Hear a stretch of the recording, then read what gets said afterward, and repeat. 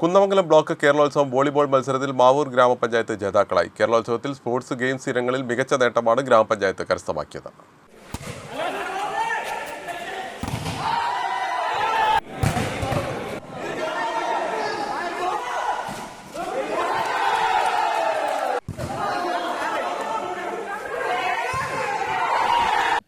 Kunnamangalam block panchayat കേരളോത്സവത്തിൽ കായിക മത്സരങ്ങളിലും games ഇനങ്ങളിലുമാണ് Mavoor ഗ്രാമപഞ്ചായത്ത് മികച്ച നേട്ടം കരസ്ഥമാക്കിയത്.